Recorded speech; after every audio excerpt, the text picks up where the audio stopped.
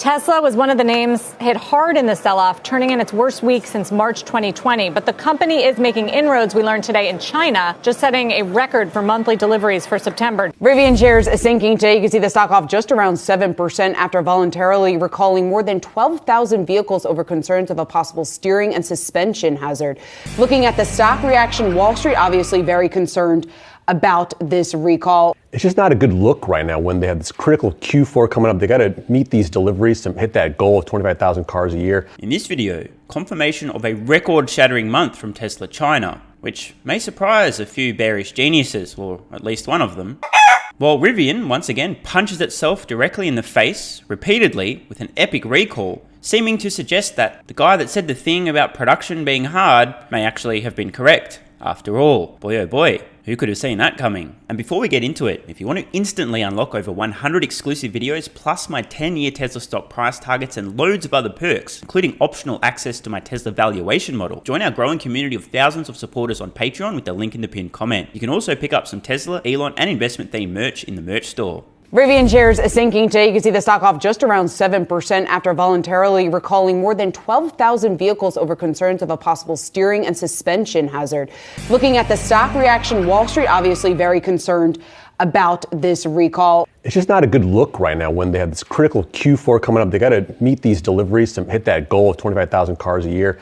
You know, it's a simple issue, right? It's tightening a bolt on an arm in front of the steering knuckle. But if it fails, it's a catastrophic steering failure, right? So they have to do this. Safety is the utmost concern. Good they're doing this now, but it's just sort of, you know, as one analyst said, it's a black eye for them, right? As like there's credibility issues already on the table for them. So if you haven't seen the rest of this movie, I'm about to spoil the ending, so spoiler alert. This is going to happen to everyone producing electric vehicles. I mean, everyone, especially new pure EV startups who've never manufactured vehicles before. But it won't just be the new EV startups. The same thing is going to happen to legacy automotive manufacturers as well. Recalls will be par for the course. It's not a good look. It's never a good look. But an even worse look is doing nothing about a known issue and then having accidents and then being in serious shit. So ladies and gentlemen, be ready because it's going to happen. Company after company. Month after month, quarter after quarter. Oh, shit. Yeah, okay, another recall, another recall, another recall, another recall. Oh, and we can't quite produce as many vehicles this year as we expected. Oh, and we have to raise our prices because costs are higher than we expected. Oops. Geez, production really is hard. Now, I do just want to make the distinction because this is an actual recall, as in actually recalling vehicles back to home base for the issue to be repaired. This is very different from the extremely misleading use of the term recall when, say, for example, Tesla issues an over-the-air software update. And of course, the media goes absolutely fucking wild. Tesla recalls 469,000 vehicles. And then you read the fine print, discovering that they just broadcast an over-the-air software update to a few 100,000 vehicles. Of course, the media doesn't really usually want to make that distinction because it doesn't get as many clicks. Tesla updates 400,000 vehicles with over-the-air software update. Nowhere near as attention-grabbing as Tesla recalls X amount of vehicles. The term recall really needs to be differentiated. There needs to be a new term for an over-the-air software update because most consumers, most people, when they hear the word recall, think that the product is physically recalled and repaired. Using the same term for two entirely different things, to me, it's extremely misleading. And now you have this on top of their big goal in Q4. So I think it's kind of like, you know, you see the analyst, the chart. It's just a concern there right now for them to perform. It reads like a bit of an overreaction based on the fact there are no deaths, no real serious accidents, a very small incident number as well. This is a proactive company really getting ahead of it. Is it just me or am I sensing some double standards here in the mainstream finance media? Oh, it's not that big of a deal. It's only a few vehicles. They're getting ahead of it. They're being proactive. No big deal. Meanwhile, Tesla issues an over-the-air software update. It's the fucking end of the world. I want to ask you about Tesla as well. Some massive numbers out of China breaking a record. Yeah, on the flip side, huge numbers out of China. The Giga Shanghai, 83,000 vehicles delivered. It's their biggest month ever. This after they sort of did these upgrades to that Shanghai facility over the summer. They shut down for a bit, and now they're really pumping out cars there. Now, this is an epic result, especially given the futile fascist shutdowns that caused a huge delay, Tesla losing probably close to 100,000 vehicles of total production, in part due to the complete and utter shutdown of the factory, but then also the slow process of ramping back up. But we're now at a rate, the Tesla Shanghai factory, producing and delivering give or take around 83,000 vehicles for the month. That's an annualized rate of approximately 1 million vehicles per year. Why does this matter? Last year, globally, Tesla delivered less than 1 million vehicles. And now this year, Shanghai already at an annualized rate in excess of 1 million units from a single factory. That's right. Next year, Tesla's Shanghai factory will produce well in excess of 1 million vehicles, which is more than Tesla globally did last year. This isn't accounting for Fremont, Austin, or Berlin. Talk about impressive. Now, I just want to address the elephant or the chicken in the room. There are a few geniuses, or at least one of them, who quite recently explained how Tesla demand in China is collapsing, or words to that effect. Now, I don't want to be too hard here, but I do also want to be accurate. For those that don't know, Tesla's China factory is their primary export hub for the majority of the world, excluding the US and Europe, in which they have local gigafactories. Labour and parts in China are a bit cheaper than most other places on the world. So if you're going to be exporting vehicles from any factory, the best place to be exporting from is the Shanghai factory. I'm in Australia. Shanghai is exporting vehicles to Australia. They've only just begun Model Y deliveries. The wait times on these things are 3, 4, 5, 6+ months. If thinking hurts too much and or you're overcome by emotions, fear, panic, never a good way to be investing or trading, you may see a single data point. Wait times for this very short period of time just before the end of the quarter seem very, very short in China. Therefore, there's no demand. Oh my God, Tesla's going $140 per share. This may be slightly concerning were it not for a few important factors. One, like I said, China, the Shanghai Gigafactory is Tesla's main export hub. And two, there are a lot of moving parts, especially for Tesla in terms of production, logistics, and deliveries. Toward the end of the quarter, Tesla switches from producing vehicles, putting them on boats that take weeks, maybe even a month or more to arrive at customers, e.g. shipping stuff from Shanghai to Australia at the beginning of the quarter or the beginning of the month, and then switching toward the end of the quarter to local deliveries for people close to the factory to ensure that vehicles produced toward the end of the quarter actually get delivered to customers in that quarter. This may mean that Tesla incentivizes people close to a factory with very short delivery time for certain trims, certain options of certain vehicles, just to manage their logistics. And this can be misinterpreted by people who aren't thinking, because their emotions are in charge, as, oh no, there's no demand. So I just wanted to put these rumors and or this severe lack of thinking to bed once and for all. Let me explain in no uncertain terms, okay? Tesla will sell every fucking vehicle they produce at their China factory for years to come. There'll be fluctuations and variations. One region might have an incentive about to start. So some customers in a particular region might say, oh, you know what, I might wait till next month till I get that discount. So Tesla goes, oh, okay, great. Well, then we'll send these vehicles there instead this month. And then next month, we'll send them there. Let's take it a step further and expand beyond the China factory. Tesla will sell every vehicle it produces at every factory for years to come. You can count on it. Of course, you're welcome to bet against this. It's your money, not mine. I just want to make this super clear because a few people read into the tea leaves a little bit much, especially when their brain's completely and utterly offline due to fear, panic, uncertainty, and doubt. They might draw very idiotic conclusions from a single data point that they assume can only mean a single thing. A little bit more complicated than that. Let's just leave it there. Tesla in the latest quarter said that they can produce around 750,000 vehicles per year there now. That's their biggest factory. So huge install base there now in Giga Shanghai.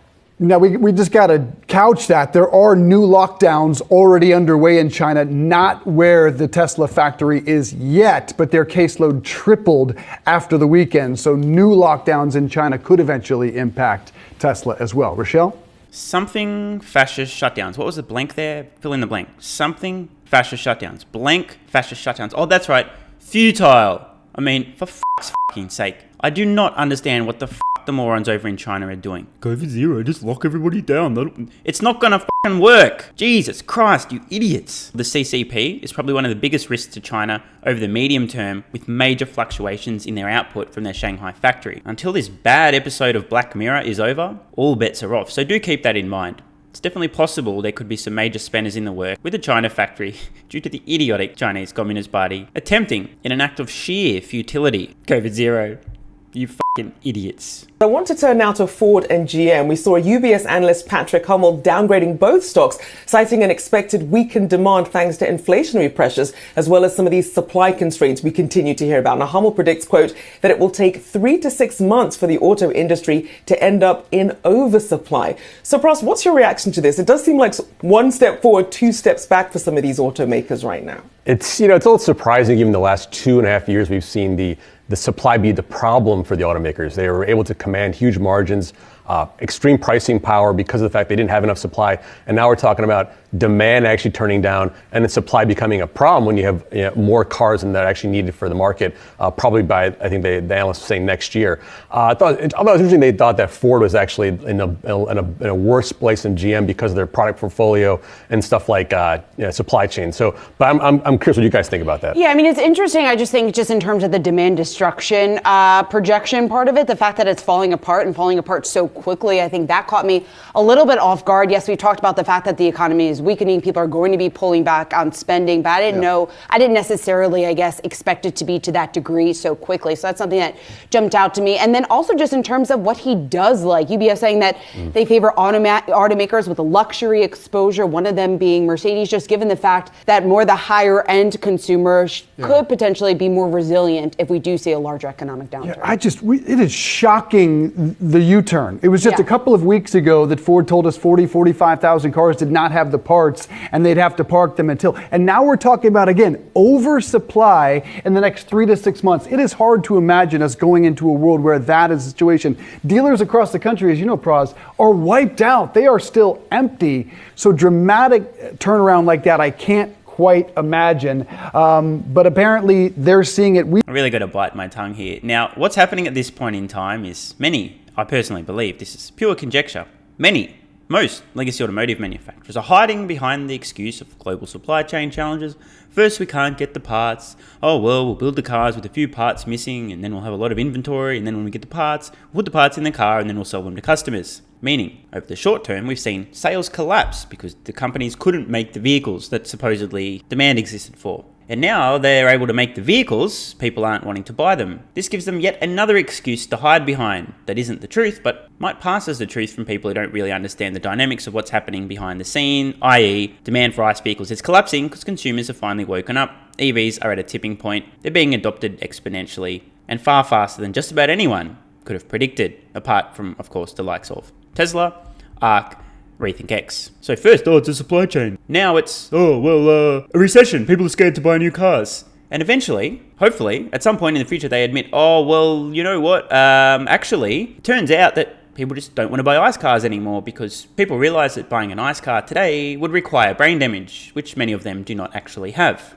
Why? EVs are close to price parity. Total cost of ownership of an EV is dramatically less than an ICE vehicle today. The more and more consumers that know how to use a calculator and actually do that will realize, I actually need to be brain dead to buy an ICE vehicle. So legacy automotive manufacturers have been given two delightfully deceptive excuses for why their sales continue to collapse. I'm here to tell you, ladies and gentlemen, they're going to continue to fall off a cliff, heading into the valley of death. When they'll admit the true reason for their collapse in sales, anybody's guess. But I do just want to put this on the record. Sales of just about every legacy automotive manufacturer will continue to decline precipitously in the coming months, quarters, and years due to collapsing demand for ICE vehicles. And they'll continue to hide behind excuses as long as they possibly can, but at some point, they just got to fess up and admit, oops, we didn't realize demand for ICE vehicles is collapsing. We didn't realize that. We're going to try and make our EVs even faster. Oops. Soon after that, many of these companies will be filing for bankruptcy. We've seen it only in the used car sector. CarMax got hit hard at earnings. The new car segment, we haven't seen demand destruction yet. Because there hasn't been supply. But really interesting point about the luxury demand side, because we write a lot about that, how it's insatiable demand on Rolls-Royce, Bentley, Mercedes, those types of names. They can't find enough buyers. They can't find enough cars for their buyers.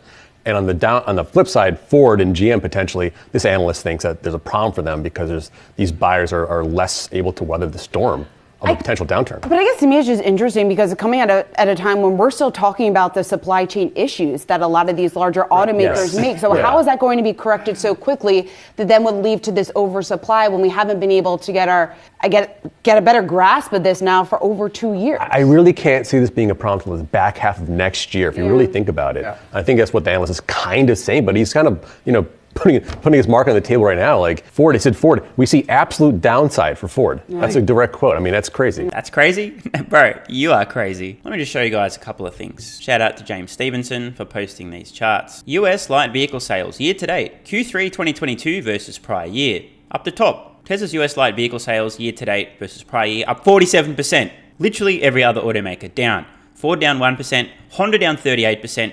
It's a sea of red. Once again, these companies are hiding behind the excuse of supply chain challenges. Bullshit. It's demand destruction, total and utter collapse for demand in ICE vehicles, and it's only accelerating. Here's a bit of further context again from James Stevenson. This chart shows US light vehicle sales 2022 versus 2015. 22 is in red, 2015 in the grey. Just about every one of these companies seeing a huge decline in the year-over-year vehicle volumes. On the left here, Government Motors, from almost 3 million vehicles to now around 2 million. Ford, from about 2.5 million, down to about 1.7 million. I'm not going to go through every one of these individually, just a couple of exceptions. Hyundai Kia, slight increase. VW, slight increase. Volvo, slight increase. And Tesla on the right here, huge increase. We just heard that apparently there isn't any demand destruction, but now we're looking at data going back 7 years. And we're seeing that everybody, bar Tesla and Volvo and Hyundai Kia, was selling significantly more vehicles back in 2015 than they did in 2022. This trend will continue.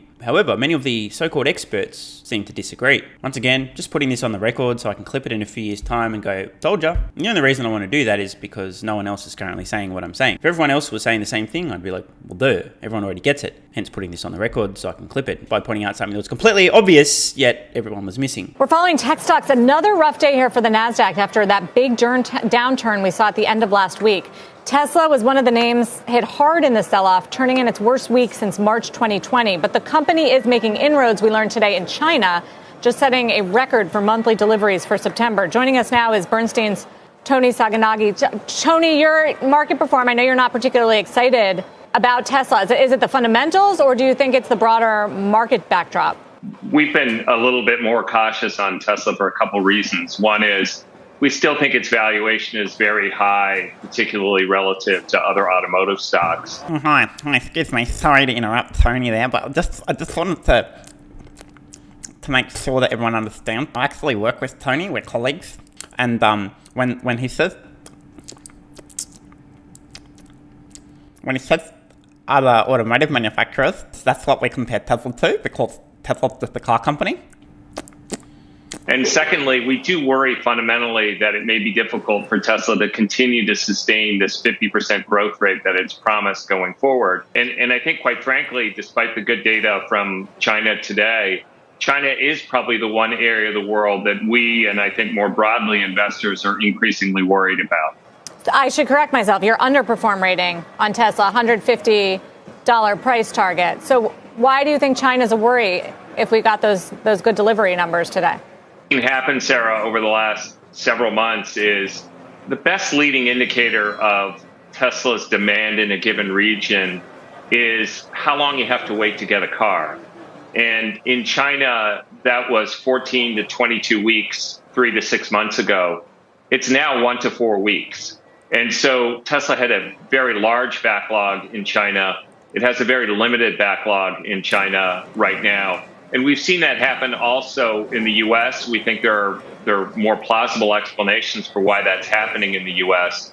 But in China, it does feel as though we are potentially starting to see some incremental softness in demand. And that's, for a growth stock like Tesla, it's all about growth and top line growth. And so I do think this is an issue that we all need to pay attention to going forward. So I'm not sure what's more awkward, the $150 price target on Tesla stock, or the fact that poor old Tony here believes that there's some indicators that demand is a little bit shaky in China. You heard my earlier comments about the China factory being an export hub and a lot of moving parts involved, and the dangers of misinterpreting a single data point because thinking hurts. Case in fucking point. Now, if you guys are curious, Tony does seem to be a relatively intelligent guy with 1 or 2 enormous blind spots. But if you'll go back and rewind the clock, every time Mr. Sacconaghi has opened his mouth discussing Tesla and the potential concerns, it's always been 1, the valuation compared to other automotive manufacturers, and 2, uncertainty around demand and sustained growth. He's been saying the exact same fucking shit about Tesla for years. Nothing's changed in his thesis. But, of course, we do have Tesla's continued execution, near flawless execution, stunning growth year after year, yet the exact same thing every time. The poor guy just can't wake up